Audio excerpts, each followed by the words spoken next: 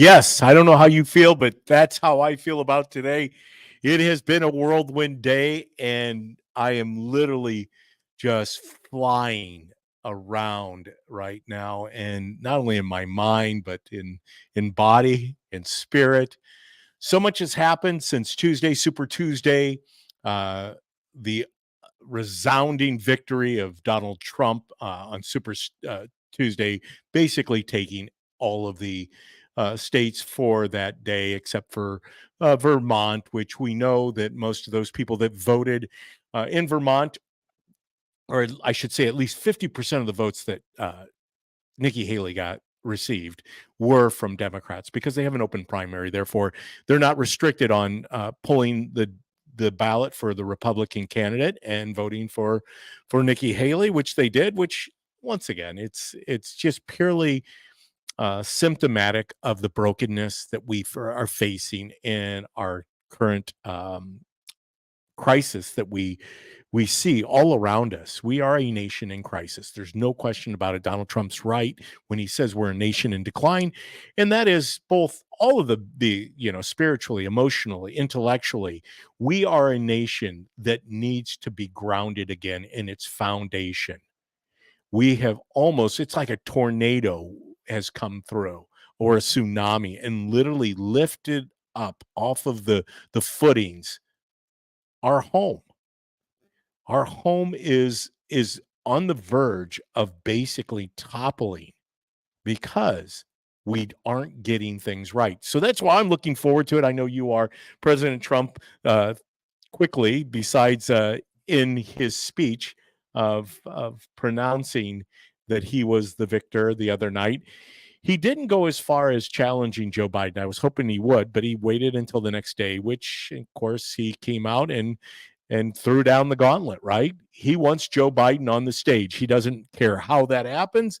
When that happens, he is up for the task of making it happen. He wants to debate Joe Biden. I know that Joe Biden's team is scrambling because they don't know what to do right now. There's no way if to have Joe Biden on a stage without a teleprompter, without people telling him exactly what to do each moment. We're going to find out more about that tonight, right? State of the Union address. We're going to see him on stage for a period of time. I know that they have probably, this is my thought, they definitely have not only prepped him psychologically, but they've prepped him emotionally. They've prepped him physically by, I'm assuming, helping him along with the medications that they do give him for his memory, which we know that Joe Biden isn't flying by any means other than synthetic means. Joe is not merely Joe Biden that we see on TV. Joe Biden is propped up. He's propped up by many people that are surrounding him. He's a mere shell of himself, his former self. The decline that has happened in the last 3 years is obvious. I mean, we roll the tapes, please, right? It's all over the place. Hey, one of the things, because I know I am flying by the seat of my pants today, with all the things going on, I do want to talk about Tuesday's show. And I do know that many of you tune in and you view the DPB show, and you're expecting DPB to try to bring some of that flavor that he did when he was on the radio. And yes, that is my intention, is to always bring the facts, the data. And I was a little lackluster. And so I apologize for that. Tuesday, I don't know what had come over me, but I was not myself. I do apologize. Those were some good topics, right? We were talking about Trump being on the ballot, what it takes to be on the ballot. I didn't think that I explained myself by sharing that just because Trump, even if Trump were not on the ballot in Illinois or in some of these other states, it's the delegates that choose within those states their presidential nominee. So people could have gone out and voted for all of the delegates, and Trump would have still been the nominee for the state of Illinois. So we know that they're going to do whatever they can. The desperation is only going to accelerate. They don't have a means of getting to the finish line in November. There definitely has, I do believe that it is still a possibility, but with each passing day, it's less likely that they're going to replace Joe Biden. Joe Biden's going to be their candidate. And now, once again, back in 2020, he ran his campaign from the basement outside of the few debates that he did come on stage. I know that Trump is just raring to go. He now has, well, first and foremost, it's 4 years later. So much more has been uncovered, exposed. The light is shining on the Democrat Party, which really is a shell of itself because it really is no longer the Democrat Party. It is the socialist, communist, Marxist movement that is that was started. The revolution was started by Barack Obama on moving us towards this. Because think about this, and I think I said this on Tuesday. Right now, we should be experiencing the last term of Hillary Clinton. It's supposed to be Hillary Clinton that is the president of the United States and not Joe Biden. So, with that said, can you imagine what it would be like if Hillary Clinton had taken over in 2016, 2017, sworn in on 2017, and we would have had 8 years of Obama, then 8 years of Hillary Clinton? I guarantee you the world would look similar to what we're hearing about. They would have already had everything in place with the Green New Deal. They would have had a global economic or a digital currency. They would have had a global economy going on. We would be restricted in so many ways on travel, how we moved, everything that we did, our educational system.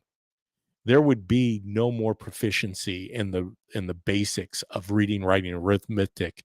Everything would be gauged on a social score. Everything would be about the emotional quality of a student rather than their intellect, their ability, and their character. I don't know. I just to think about Hillary Clinton right now in her second term and where we would be is scary enough. However, what is really scary is how does Joe Biden get to the November? What do they have in store? What is out there? What could possibly be happening? Um, hey, I do have a couple guests today. Well, one's not a guest. He's my swingman, right? He's the guy that I throw the ball to. He's become a frequent flyer on the DPB show because we all need somebody to help prop us up. I can't, I can't seem to carry a whole hour of talk yet. I'm just not as gifted as the Dan Bongino. I don't have the experience that he's had, the worldly experience. My gosh, he's lived through so much. But I also know that Dan had to build up, being on the radio for 3 years, being on the radio, I get breaks. Being on podcasting here over the last 2 months, 2.5 months, there are no breaks. So it's always good to have somebody who is wise, that knows these things, that has the ability to fill in the blanks where DPB sometimes goes a little awry. And that is the swing man. There he is, the guy from that's Ryan Mack from the Ryan Mack Show. Ryan, thank you for being with me today. Thanks for having me. I don't know if I really know everything, but I try. I turn to you because you're a man of the know. You do as much of this deep diving as I do. Look at that cat. Thank you, Cat. She's over there saying go DPB. Once again, can't do it without her. She's also working behind the scenes, but doing her gig down at Springfield at the Capitol. And she calls me almost daily and just shares with me what she's experiencing in Springfield. And it's, obviously, as I was talking about Hillary Clinton, right?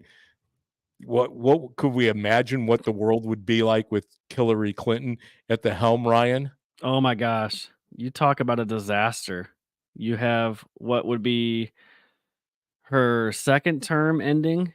and then continuously probably Joe Biden next at his ripe old age of 80. What would he be at the start now? 82, Yeah, 82. Yeah. 81 or 82. Yeah, that would, as bad as things are now, I could not imagine how worse they would be with Hillary and Joe. We wouldn't know everything we know now, what has been uncovered. That's for sure. Well, and that's I know a lot of people were down about the Trump and the rigged election. We know now unequivocally the election was fixed. It was a rigged election. When we say stop the steal, we knew what was going on. They were stealing the presidency, planned out months before November of 2020, which, not surprising. Now that we continue to understand a little bit more of the dynamics from a cyber security level, not necessarily the voting machines, not necessarily the vote by mail ballots, and all those things were part of the grand plan, right? They Yep. flooded the zone. You talk about bringing all full court press. They threw everything at it because there was no way they could allow Donald Trump to have a second term, because what we're finding out now in the first term of Biden was everything that we probably would have been exposed by Trump going into a second term. But the beauty of it is I believe having a term off and having Trump being Trump, doing what he has done, he really went to work to expose these people. And as soon as he announced he was going to seek the nomination for the presidency of the United States, um, all hell broke loose. Obviously, the gates of hell were open, Yeah. proverbially the gates of hell, and things just are crazy, which has led us to this point. Yeah. If you remember the speech that he gave as he was exiting that day, I don't know if it was a couple days after his final speech, he predicted a lot of the things that happened so far, and he's been Yes. right about everything. And there's still more coming out about it, but he predicts what's going to happen if you let these people get in charge, and everything that has happened to this point, he was right on.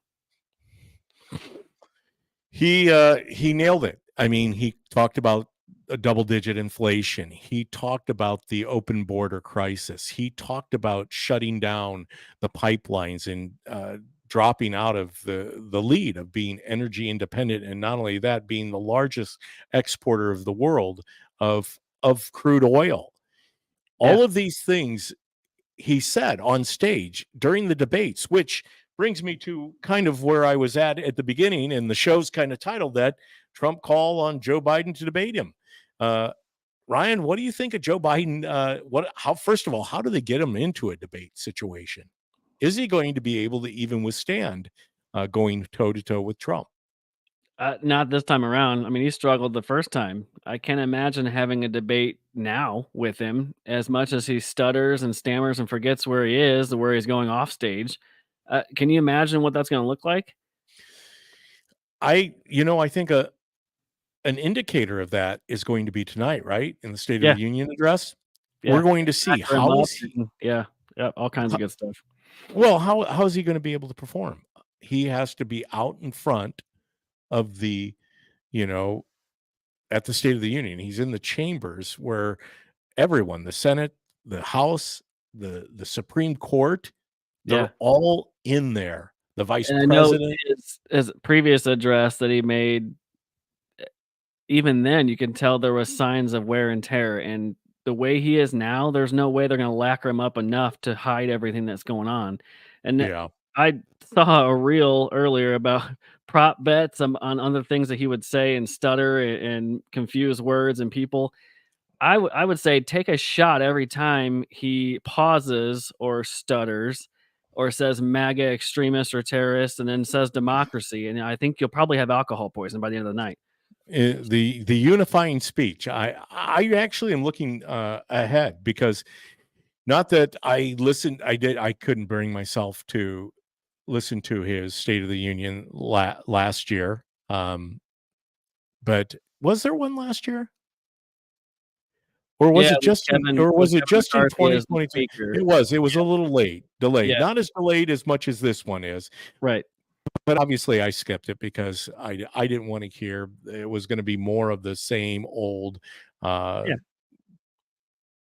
Bidenisms, Well, is he going to Bidenomics. mention? I know Speaker Johnson's going to bring Lake and Riley's family in as in attendance. Is he going to mention Lake and Riley?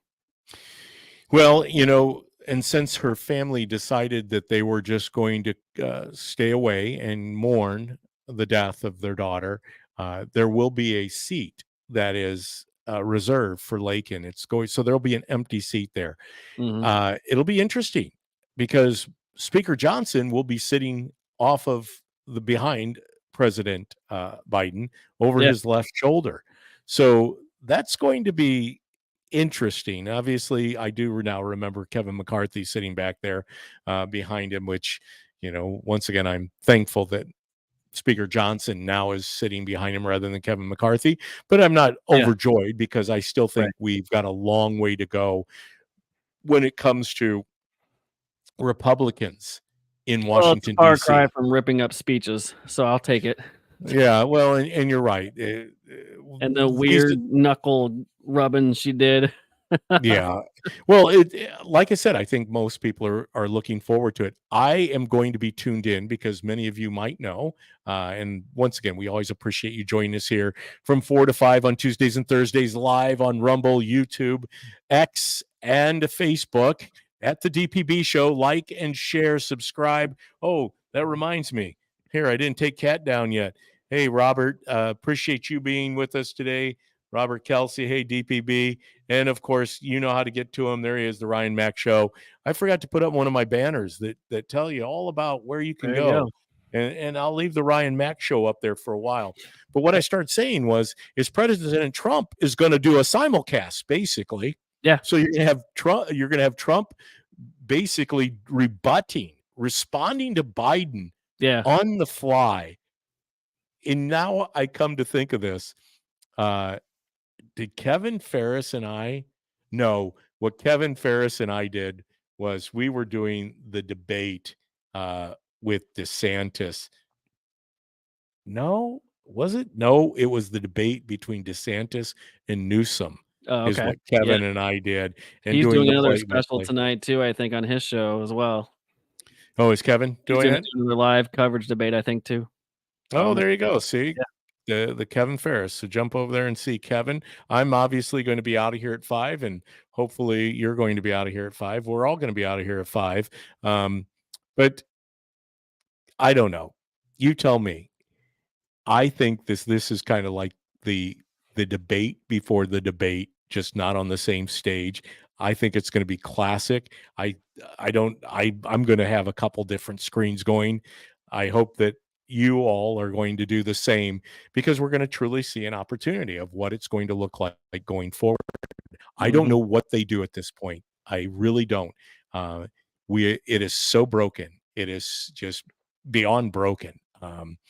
How does Biden? Well, Bidenese is what they call it, right? That's what Yeah. he's going to be Yeah. speaking tonight, and he's going to be talking about Bidenomics and in the terms of Bidenese and how he gets around the State of the Union. I think there's a lot of suspense. I've never been so excited for a State of the Union address because I think it's going to truly, finally show the world, on and granted, the people who are in Biden's corner are going to think that he did the best job ever, the best speech Oh, ever. yeah. Nobody has ever given a better State of the Union address than Joe Mhm.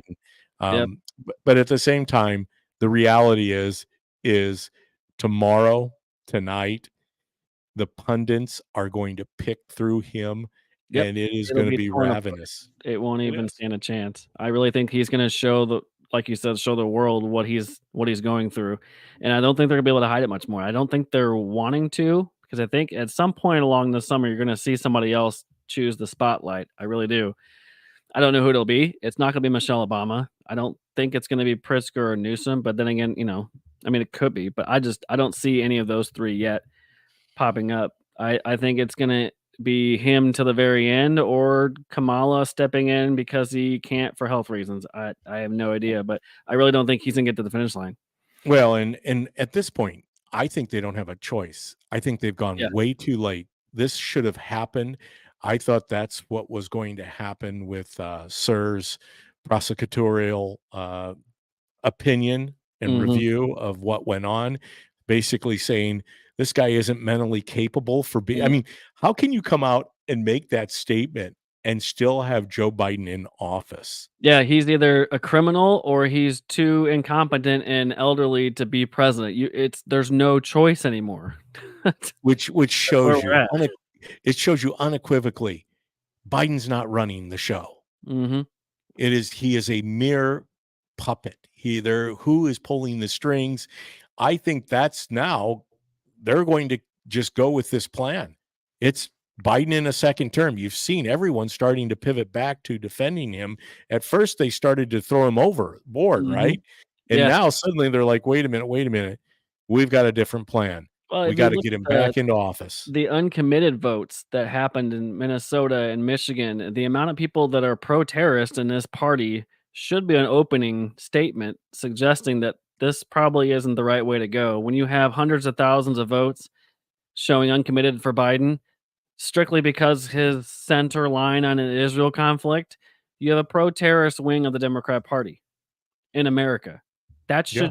That should tell you where we're at as for the Democrat Party. What if you're uncommitted at this point and you still don't know who you're voting for, just take a look what happened in the Democrat primaries. Now, the enthusiasm for an incumbent generally is pretty high if you've done a decent job, relatively speaking. Trump's numbers were off the charts in 2020. I've looked at some of the numbers in the primaries, the Democrat Republican side on the same states on those nights. Trump got anywhere from 600 to 800,000 votes in some of these states, and Biden got maybe 200,000. Where's the enthusiasm for the Democrat Party? He got 96% of the vote, but he only had 200,000 votes. You've got Yes. almost a million votes in some of these states between Haley and Trump. Where's the enthusiasm for the Democrat Party? You're right. I was looking at the same numbers out of Colorado. Trump Yeah. outperformed Biden. Trump outperformed Biden in almost every state when Yeah, it and comes forget to, about the percentages. It's just the raw yes, numbers. You look at the raw he more than numbers. tripled the amount of Yes. Democrats got. And Yeah. Haley actually was more down in the number of Biden. Yeah. And so, I mean, so many things happening. We have the ability to sit back and watch this unfold. But at the same time, I'm not asking you to sit back. This was what the show was about on Tuesday. We've got to engage. We've got to get involved. We've got to be part of the fight. They have declared war. Whether you want to agree with that or not, that's what I truly believe in my heart. We Mhm. are in a battle for the soul, for the sanctity of our country, of our children, of our children's children, and this is the election. So what you have to do about that is you have to get involved in your county and in your local uh, politics. Yeah. And for Yep. me, it's the Republican Party, and I encourage people to become a precinct committeeman wherever you're at. Get involved, engage. We can't pay people to be involved. The Democrats have so many tentacles Mhm. through the non-governmental organizations, through public unions like the teachers unions. They are so well funded, which we're going to hear more and more about that because once again, where did they get all their funding? Well, they got it through building government larger and larger, paying Yep. people more and more, printing over $1 trillion every 100 days. Mm. That's where that money comes from. And then it comes out of our taxes. We are the taxpayers. We're funding the government we have right now. And it's almost underhanded in a way because we don't get a say on whether that money is funneled through the Democrat Party. It is automatically there, just like the non-governmental organizations that prop up the Democrat Party. Uh, like I said, their tentacles are deep. But for us, it's truly a revolutionary war. It Mhm. is similar to 1776. This is our 1776 moment. Yeah. We need everyone, boots on the ground. We need to get involved, be part of your local party. I think that's a great segue because, Ryan, you probably can see we have somebody in the waiting room. Can you see that? No, I think you're the only one that can see that.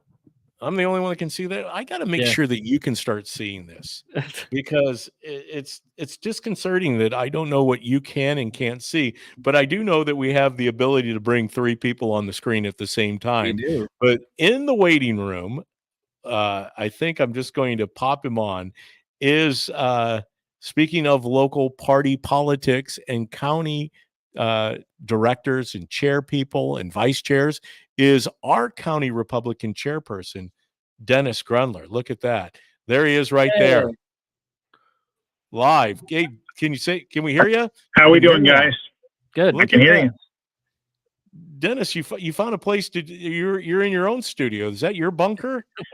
Yeah, well, office. Okay. All The right. Well, underground bunker. you're on. So here we have, Dennis, I'm sure you were listening, about where we are as a Republican Party today, knowing what lies ahead. We have a primary election where now it looks like Trump's going to be the nominee for the Republican Party. We're hopeful that now we can put to rest, um, what direction we should go. We should all be putting our support behind Trump. Nikki Haley's no longer in, and if I can do the math right, I don't know, Dennis, is there anybody left? We started with 12. Now I think we're down to 1. Are we down to 1 yet? I think it is officially 1. I believe we are. I mean, one that can win. How about that? Yeah. Well, I think that there is no, yeah.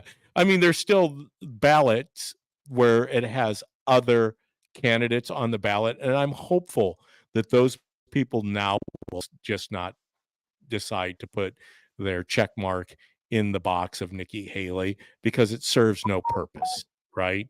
And it doesn't show what we truly need to do, which is to fortify our party, to mobilize the people within our party, and to grow our party.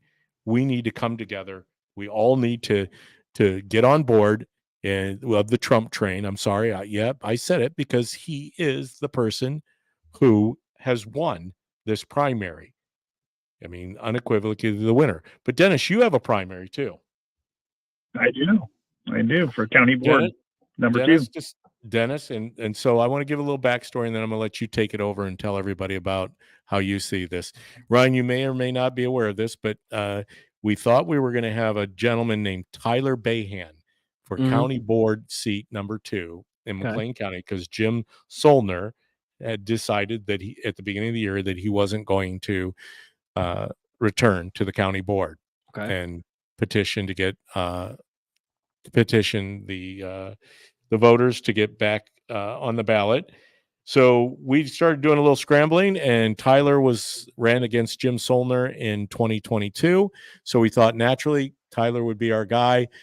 Tyler is in the ag business. He sells implements and equipment for farmers. He was overwhelmed, and trying to hit the mark wasn't going to work for him at the end of the harvest season. So Dennis decided, with a little help, because I will tell you, I mean, I know that this podcast is going out to the McLean County Republican Facebook page. It's no secret. I support Dennis. I believe that he is the best person to step in, since we knew that Tyler wasn't going to be able to do it. We said, well, who's going to do it? Well, guess who lives in the district? Number There you go. 2, Dennis Grunler.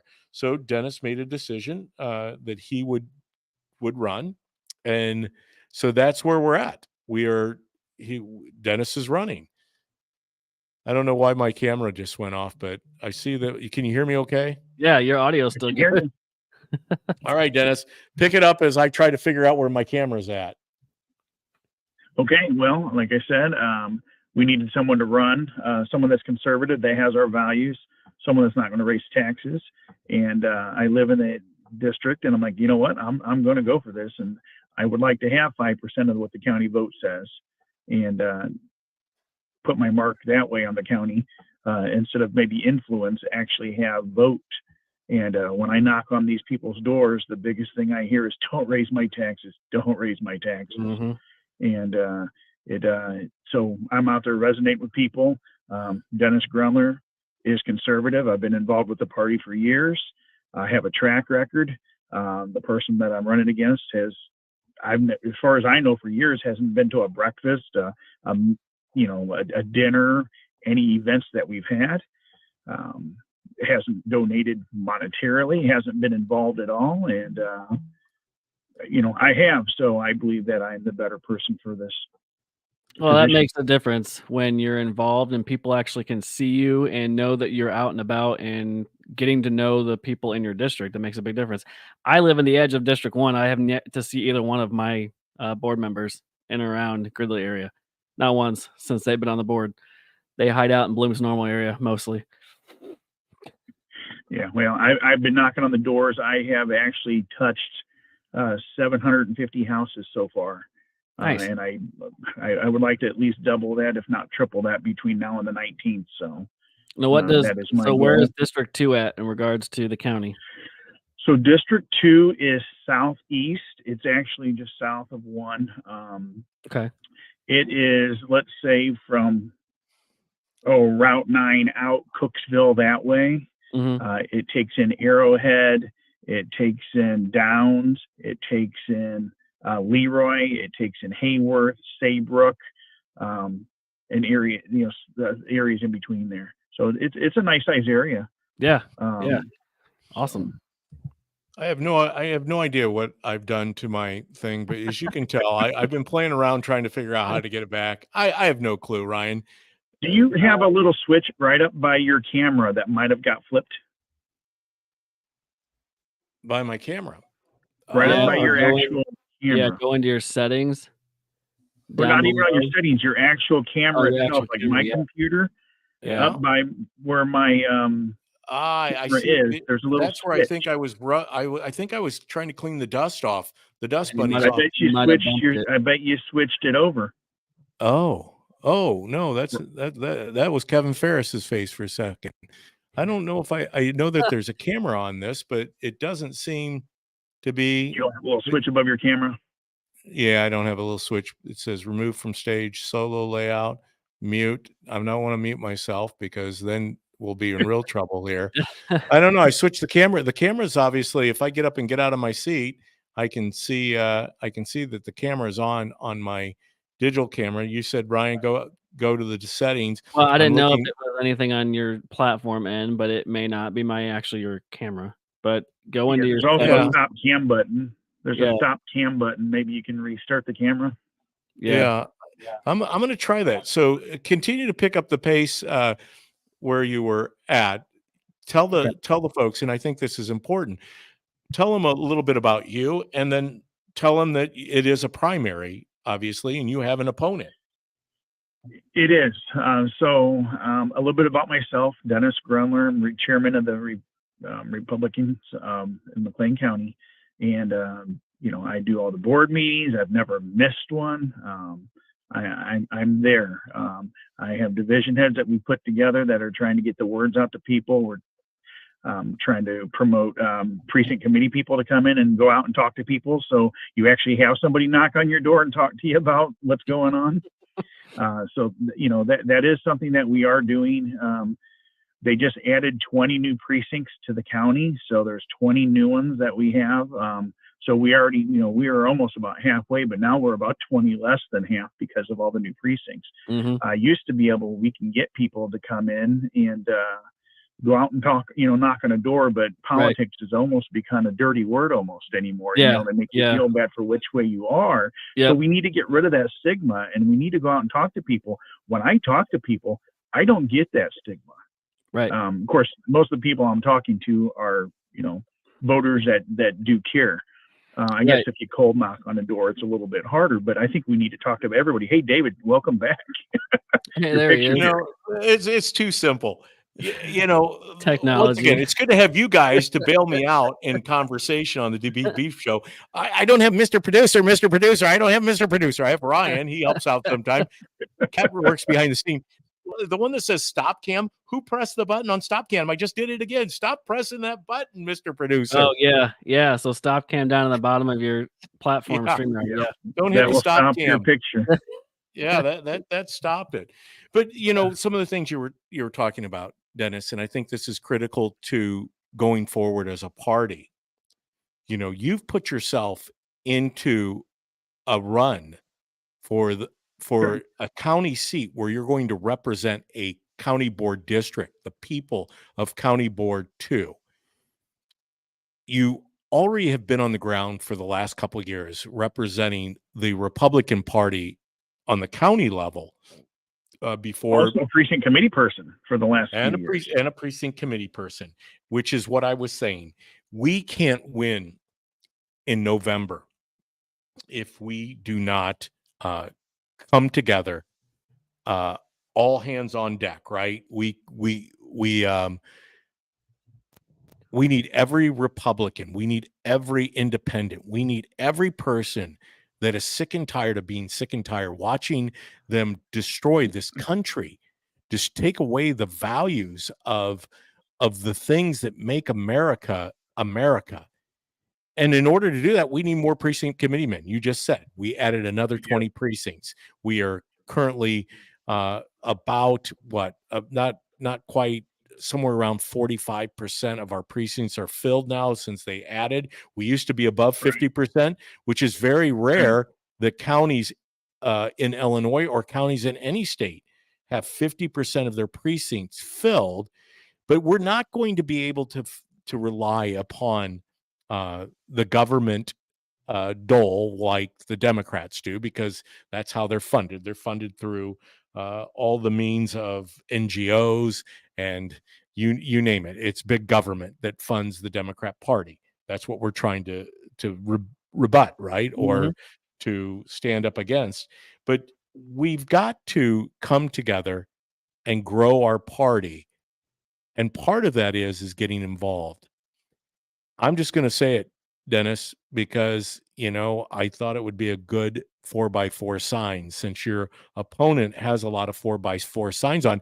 And Mike, just so you know, you are more than welcome to come on the DPB show. I would love to have you. In fact, I would have loved to have it a little debate between you two. I know the show's entitled Trump and Biden debating. I'd like to see a Grunler and O'Neill debate. And one of the questions I would ask is, and this is what I would put on the 4x4, since Mike is very fond of 4x4s. There are a few of them out there. Is, who are you? Where are you? I mean, when are you going to engage the people and get involved in telling us why it is you're seeking the county board seat? I know that there have been some text messages, and all those things are part of campaigns, right? You're out doing door knocking, Dennis. You're handing out literature, but getting out and being a part of the party, it's hard to I believe, to raise to a level of an elected position if you haven't spent the time where the rubber meets the road by representing the people of a precinct. So I don't know. Is he Dennis, pulling the Biden? Is he sitting in the basement hoping that he'll get pushed into the seat? Well, unfortunately, Well, once again, if you don't say anything, you can't knock it. Yeah. But that's where I have a track record. People Right. can look and see what I have done. Yeah. And I wanted to hit on I've something, knocked on doors. and I don't know if you can answer it, because this is not like one of those judicial hearings where you're forecasting how you would vote on the board. But one thing that really irritated me a while back, when Chuck brought the proposal just for financial reasons, not allowing money to be put forth illegal transportation. It was a basic proposal, not like the northern counties that actually went full bore and did more. Why would 3 Republicans, if they really stood on principle, vote with the Democrats to kill that bill? It probably wouldn't have passed anyway because of 10-10 split, but why not stand on principle and say, you know what, no taxpayer money? Well, first of all, they should have read it. They should have read the resolution. They didn't even read it out loud so people can see what it was. And then behind the scenes, what I heard was, well, they're not going to do that anyway. They're just going to put them on a bus and go somewhere else. Well, people don't realize we already have 2 or 3 tent cities now. This is a lie. They have busters dropped off the very next week, and they got off, and as far as I know, they never got back on and went anywhere. So it was a lie. They thought they can get around it, and it just doesn't make sense to me that people, there's only so much money you have, and they voted to raise our tax levy 15% on the last one. We just can't keep doing it. People cannot afford to pay for other people's stuff. They can't afford to pay for some of their own stuff. Yeah. And people are tired of it. One of the ones I can't tell you how many times I've knocked on a door and I told them what I stood for: jobs, safety, back the blue, low taxes or no, lower taxes if I get a chance to. And that the first thing they usually comes out of their mouth is, please don't raise my taxes anymore. Yeah. Yeah. Yep. And that's the a number good one thing. place. And you know what? I have to tell you that opened the show up by saying that I was scrambling, flying by the seat of my pants, a lot of things going on.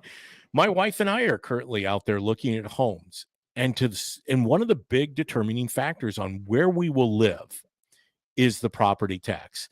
For Mhm. instance, Hayworth is at least 20% higher, if not more, than Leroy or Farmer City.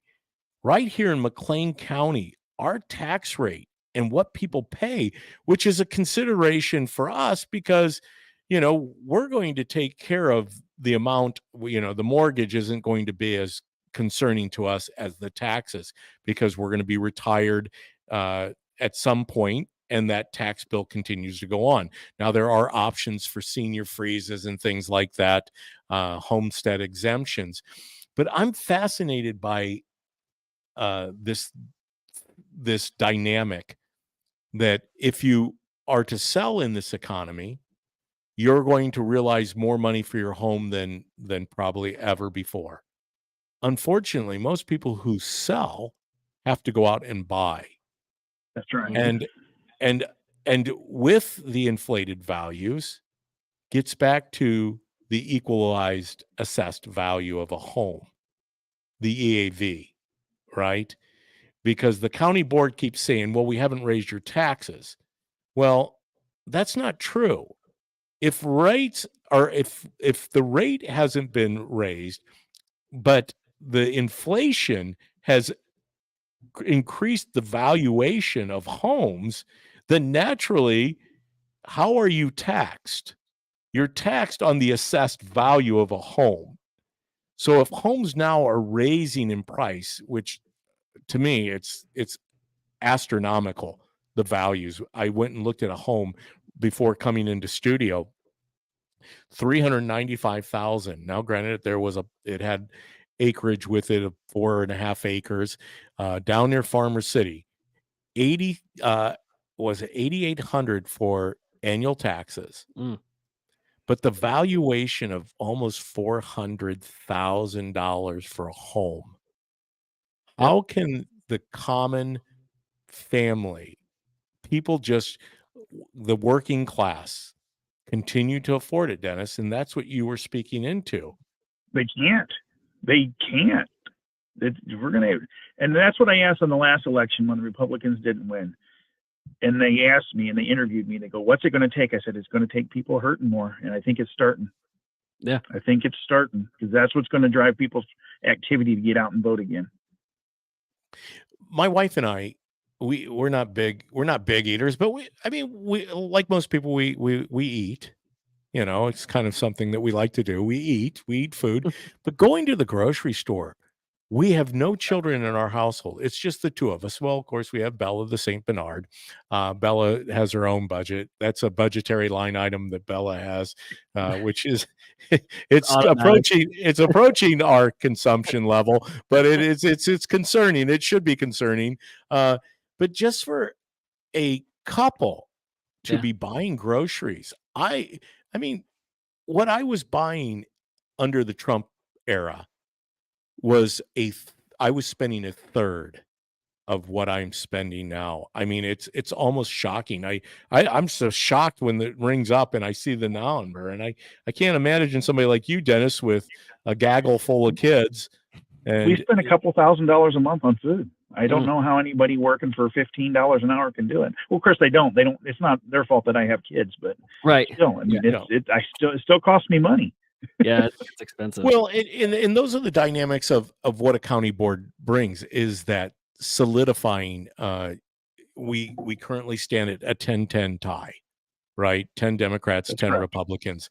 The Democrats, contrary to what I hear Republicans saying, most of those Republicans are people who are still old school Republicans. I call them professional Republicans or establishment Republicans. I still love them, still care about them. I'm not here to beat up even Mike O'Neill. I'm not here to beat Mike O'Neill up. I just want to see Mike O'Neill involved with our party. I want to see him truly getting out and telling us what he's going to do. But my point being with the 10-10 tie is this: the Democrats aren't going to give anything back. And when 3 Republicans, as Ryan was pointing out, decide to vote on their side, whether it was a good resolution or not, I don't believe personally, I've told Chuck this, he should have never proposed a resolution to be a non-sanctuary county for illegal immigrants if he didn't have a consensus, if he didn't have a caucus, if he didn't have all 10 Republicans voting, because we know all 10 Democrats were, of course, going to vote it Right. down. Mhm. Right. So without a consensus, all it did was it showed us we lost ground. Right. We had 13 people vote for that and 7 Republicans.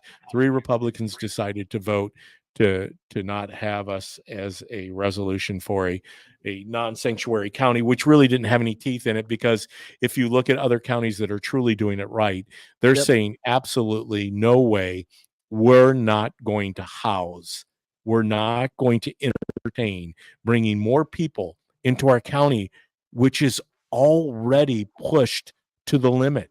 We can't afford to take care of the people who are here as residents Mhm. of our county, Yep. alone let adding the additional cost to the county coffers of taking care of housing, whatever the needs are. I know that the city of Bloomington, the town of Normal, are also confronted with that, and their budgets are out of control too. So at least for the county, we can say they're not in the red yet, are they, Dennis? No. So they're still performing at a level that if fiscally the county hasn't gone the way of the indebtedness where they're $100 million or $200 million in debt, without fully funding the IMRF funds of the police and fire pensions. What it comes down to, though, is people don't want their tax money being spent on something that they don't approve of. Right. Yeah. Yeah. That's what it comes Taxation down without to. It's not representation. that we're not compassionate, but Mhm. we have a hard time making the programs we want work. Let Right. alone spend money on programs that aren't for our citizens. Yeah. That's what it comes down to. It's not that we're not compassionate. It's not that we don't want to help people. It's just that our citizens should come first. Yeah, we're one of the most giving nations on the planet. I have no problem with helping people in need, but at the expense of our own, we can't continue to do that.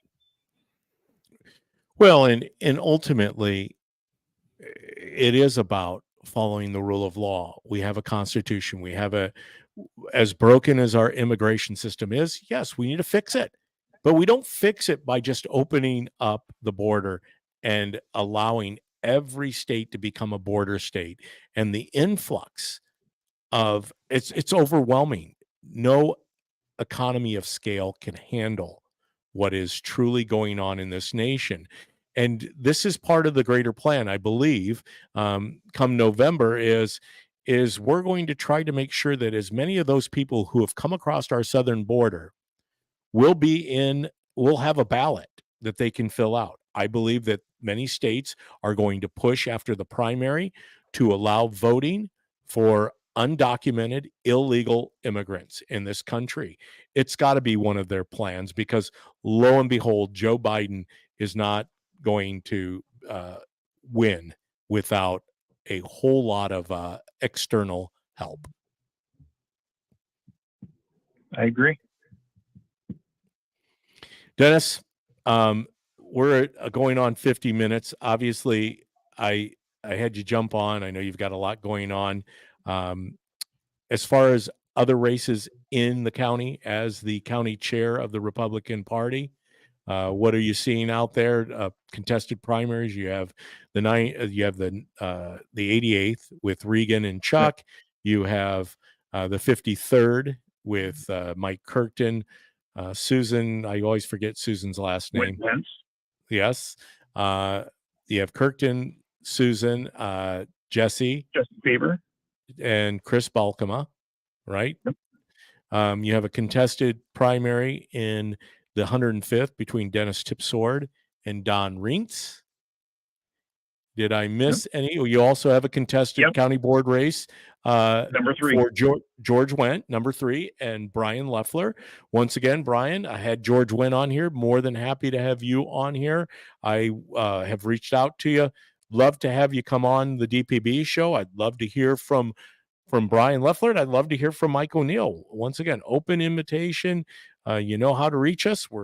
I'm here at the DPB show live on Tuesdays and Thursdays from 4 to 5.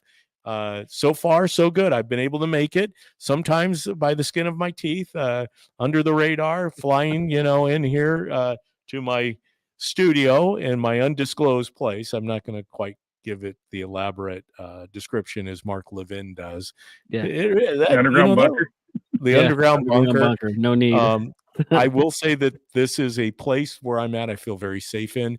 It's fortified, and it's important that we get involved, because this primary is now 12 days away. Is that correct, Dennis? Yeah.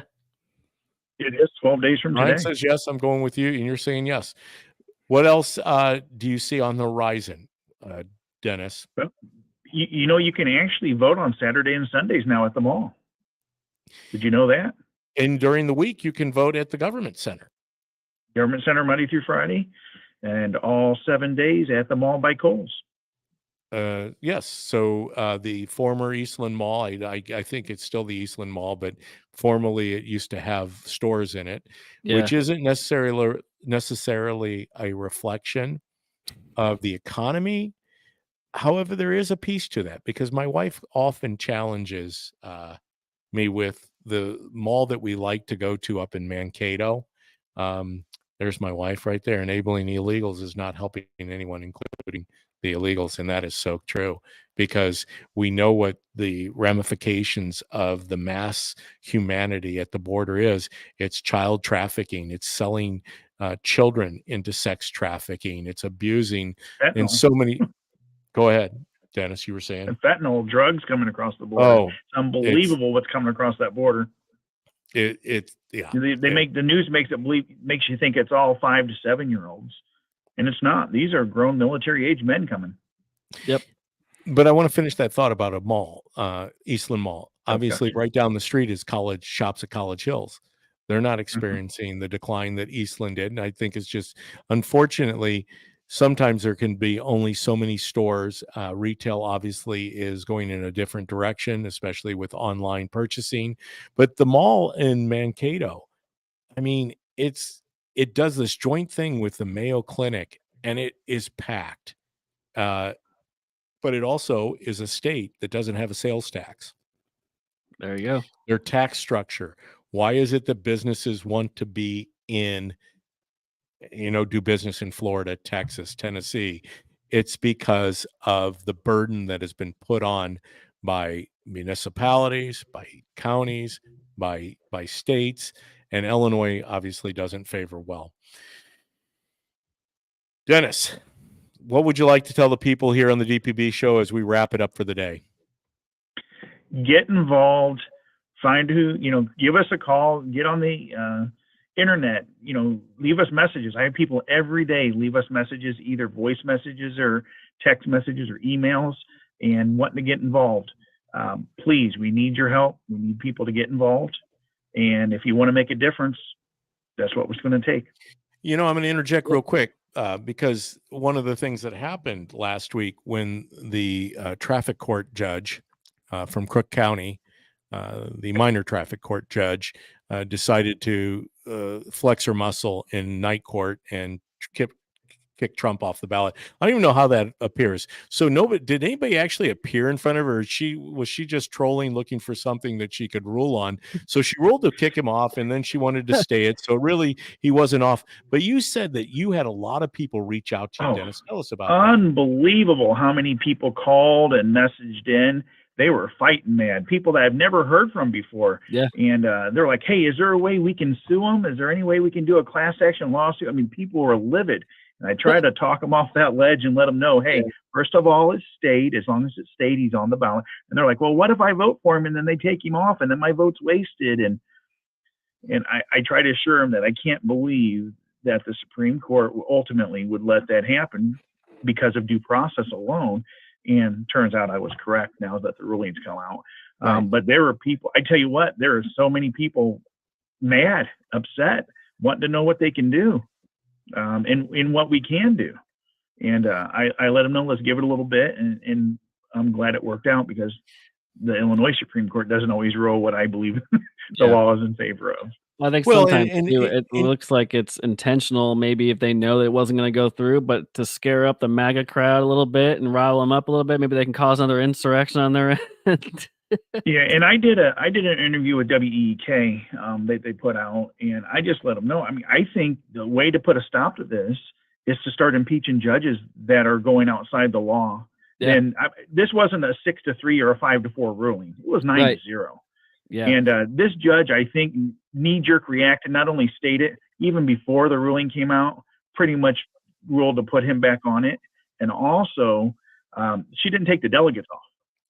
Yeah. So the delegates, you could still vote for the delegates, Yeah. just not Trump himself. Well, so I think it was just, the politics got in the way, blurred the vision, and hopefully the judge will rule better in the future. But if not, I really do stand by my statement. They need to be removed if they are not going to, follow the laws. well, Absolutely. and State Representative Dan Calkins brought up a great point in the gun ban. You had Supreme Court judges from Illinois, the Illinois Supreme Court. You had 2 judges who accepted $1 million from J.B. Pritzker, ruling on a gun ban that an unconstitutional gun ban that J.B. Pritzker put in place. Mhm.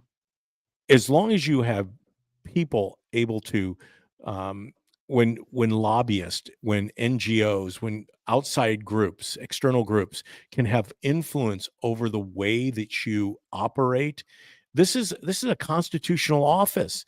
You are sworn in as a judge to uphold the Constitution of the United States of America. And when you start going outside the Constitution with an opinion, obviously that was shown to be inaccurate in her ruling, it's why we get involved, Dennis. And so thank you. Yeah. Thank you for fielding all those calls. Yeah. No, thanks for filling all I those was calls. glad to do it, and I was 9 o'clock at night. I'm getting calls, and I'm calling these people back and letting them know, hey, I'm upset too, but let's watch and see what happens. I believe that justice would prevail, and it did. But you get those activist judges. Sometimes it's not right. They let the politics get in the way, and just it needs to be done correctly. And the only thing that's going to stop it is impeaching judges if that repetitively don't. Right. I can tell you, the circuit court judges don't make law. They don't make, they have to follow what they believe it is. Right. And, they'll get smacked if they're wrong. But I think on something like that, you have to hold them accountable. It's election interference. The only way to impeach them is to have a majority of Republicans in Springfield, which we have a lot of work to do. This is part of the fight. Just think about this. The man who started the revolution against the United States of America, Barack Obama, was a former state representative, state senator in our state. He came out of Illinois. So when you go back in the Wayback Machine, because it didn't take him too long winning the Senate seat from Illinois, and just prior to winning the Senate seat, he was a state senator in Illinois. He was part of this debacle back with Mike Madigan. They were cooking this up, and it all comes from Chicago. Isn't it fascinating how much Chicago has influenced national politics? Yep. And so he started this revolution, and we've got to stop pretending like it's a revolution, because as far as I think, or as far as I know, the Democrats are at war with the Republicans. And they're not there to be nice, and they're not going to concede anything, and they're not going to start reforming our educational programs, our educational schools. They're not going to start pursuing fair and free taxes. They're not going to start pursuing oil independence, energy independence. They're not going to start pursuing locking down and securing the border for real, not talking about hiring more people to process border crossers, illegal immigrants is what I like to call them, because that's what they're doing. They're crossing our border illegally. It isn't about being a refugee seeking political asylum, because where these folks are coming from are all throughout the world. It's been a effort, an exercise in importing poverty into our country, because we are the ones who are being put on the spot to take care of all of these problems. I don't know about you guys, but I'm going to say it, and I'll say it loud, because not all of the people coming across the border speak Spanish, but I'm going to try my best Spanish. It comes from Roberto Duran when he was fighting Sugar Ray Leonard. No mas. Mhm. No more. We can't do it. I talk about more in 2024. I wasn't talking about more like that. I'm talking about more people involved in the constitutional process of being the most exceptional country on this planet, and that's because we are. Hey, we're at past an hour. Dennis, hopefully everybody that's listening or watching this in a replay goes out and contacts you and gets behind helping you. I look forward to seeing what happens on March 19th. Ryan, I really, the show's better with you on. So as Oh, many come times, on. You're not so terrible yourself. You're doing well. well, I try to do the best I can, but there's something about Ryan Mack, and Ryan Mack does have his own show, the Ryan Mack Show. Let me put it up again right Yep. there in the screen. You can catch Ryan at the Ryan Mack Show. He podcasts from Rumble, so his platform's out there. Go and look him up on Rumble, and you're also on another couple spots, aren't you, Ryan? Yep. Yeah, the website there is gonna take you all the links you need to go. I put it all in one So, place. So easy to go. well, gentlemen, I appreciate you all, both of you, for continuing to stay in the fight. Keep up the fight. Don't let down. We've got a long way to go to get to November. Yes, we do. All right. Right. Well, as I tell my audience always, I tell you that it is peace that I bid for you, a peace that surpasses all understanding. Thank you for joining me. I know we went a couple minutes over, but it's important when you have people like Dennis Grunler who have committed their life to restoring not only this county but this state. It's time to take heed. We all can do something. If that's just going out and voting, then do that.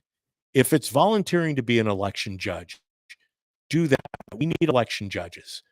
If it's volunteering to be a poll watcher, do that. If it's volunteering to be a precinct committee person, do that. If it's volunteering to run for office, do that. We need more people involved in the constitutional process as we know it. This thing's not going to change. Our founding fathers, the people who have put their lives on the line, not only in law enforcement, but in the military, have paid the price. We have lost too many lives. We have blood, sweat, and tears have been poured out for this, the sanctity of what this country means, our freedoms, the freedom of life, liberty, and the pursuit of happiness. Hey, be blessed. Like I say, I love you, and obviously, God loves you more. Until next time, I bid you farewell.